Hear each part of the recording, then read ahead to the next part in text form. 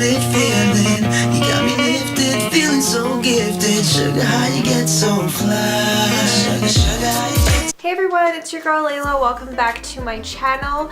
So today I'm going to be doing a video for a series that I haven't done on my channel in forever, and that's my piercing and tattoo series. I'll be adding this to my piercing and tattoo playlist. If you guys want to see the rest of the videos I have on this topic, please go ahead and check out my piercings and tattoo playlist. So if you're new here, I would love it if you would click that subscribe button below. I upload every Sunday and Wednesday. Today's video is going to be a story time / piercing video. It's going to be a story time about a piercing that I got. It's my most recent piercing, and I got it in October of last year, so October 2017. So it's been quite a few months now, and I'm just gonna basically talk about it today because next month is gonna be April 13th, and every Friday the 13th my piercing / tattoo shop offers a deal on their piercings and tattoos on Black Friday, and the money goes to charity. So I really love going there, getting a piercing and supporting them, you know. So last Friday the 13th I ended up getting 2 piercings. I got my second lobes done and I got my belly button done, and that's the one that cost $200. And you guys, I would spend that again.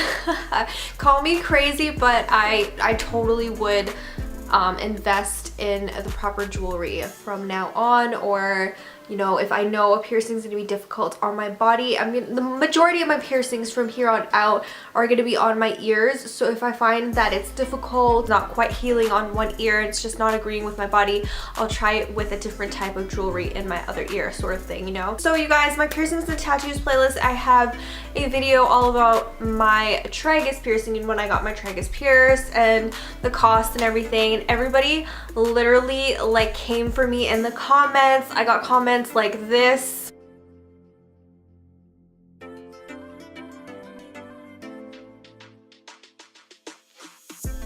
Yeah, I'm not that kinky, and that would probably really hurt the guy. So I mean, I do other things, but I definitely don't do that. So I got comments like that. I got comments like, why would you spend $120 on a piercing? Why wouldn't you just get a piercing for $30? Blah, blah, blah, blah, blah, blah, blah. So I want to let you guys know that here in Canada, there is a setup fee. First of all, there's a setup fee for $50 for the needles, the, you know, like the sanitation, the room basically to book an appointment with the piercer. It's literally $50 Canadian because of how low our dollar is compared to the American dollar. Apparently we get a lot of our piercing supplies from the United States, so a lot of piercing shops here had to increase their prices. One of the 2 piercing shops that I go to in particular charges a $50 fee just you know, for the whatever they're using to pierce you. So yeah, unfortunately that's how it is in Canada. Our piercings are not cheap here. It's not cheap to get a piercing, and you can't find a licensed tattoo and piercing place that will pierce you for $30. I'm sorry, but that's just not gonna happen. Like, the minimum price of jewelry, if you get the absolute cheapest jewelry you can possibly get, is probably like $50 here, and then you're paying for the cost of the actual, you know, the actual piercings. If you don't agree with the prices and you think I'm crazy for spending the amount that I've spent on piercings, then that's cool, good for you. I'm glad that wherever you live that piercings are cheap and you can get a quality piercing for $30. I mean, that's awesome. But here where I live in Canada, it's just not the case, okay? So now that that's out of the way, why did I spend $200 to get my belly button pierced? Well, I got it pierced with a nano metal. So a nano metal is a type of jewelry that is on the higher end scale. So they're up there with like neo metal because their metal is really good quality, or the piercing that I got in particular is actually white gold. Why did I decide to spend $200 on my piercing?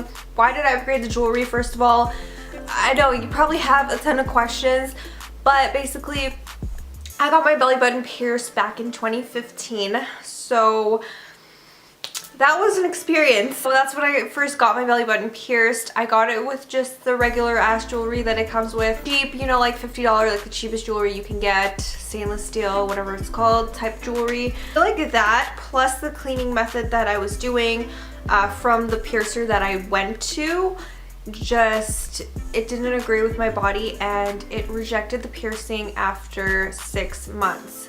So I had the piercing from April until September, and unfortunately I had to take it out, and I was really sad about it because belly button piercings are like probably my favorite piercings ever, because I just had followed all the piercer's instructions and I just didn't understand why my piercing would reject. I ended up waiting longer than I'd wanted to. I tried to get it re-pierced after the 6-month mark. I went to a different piercing shop and they would not pierce it because it wasn't completely healed.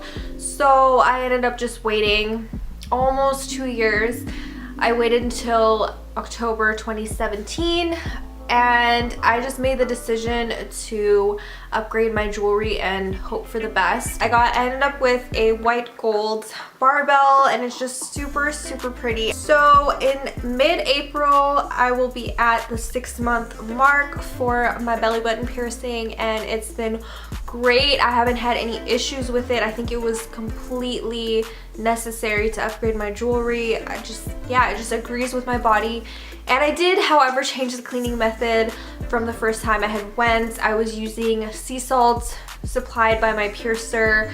I did not know how to measure it. I was just kind of winging it, and it really irritated my piercing when I first got it done.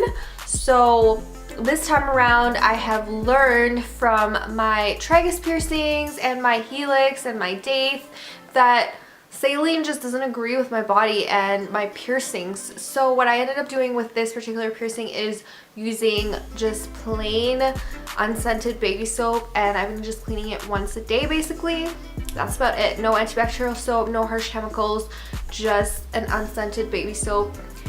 And yeah, that's been my cleaning method, and it's just, yeah, I'm super in love with this piercing. When I did get it pierced, however, my piercer saw where my scar is, because I do have a scar from the first time I got it pierced, and she said the piercer that had pierced me for the first time was likely a little bit inexperienced because she pierced it in the wrong place, and she pierced it too shallow, so I could always see the bottom of the barbell, like where it, like the bottom hole basically, and you're not supposed to see that at all.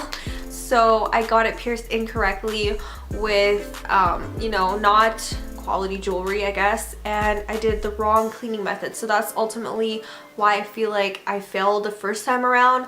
But I will definitely be getting more jewelry from Anatometal and upgrading the piercings that I have, because I just really like their jewelry, and it's definitely worth the $200. So if you were in the market for getting a $200 piercing, or you know, like, I don't know why you clicked on this video, you want to know why I got a $200 piercing, that is why. If you're having issues with any of your piercings, or you feel like your body is sensitive to a particular type of metal, definitely upgrade your jewelry and see what happens.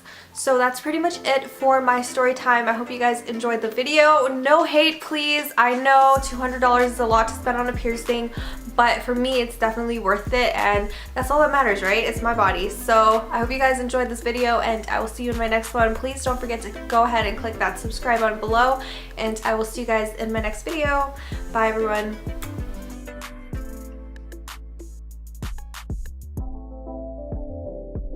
This is what my piercing looks like after 5 months, and that is the Anatometal piercing.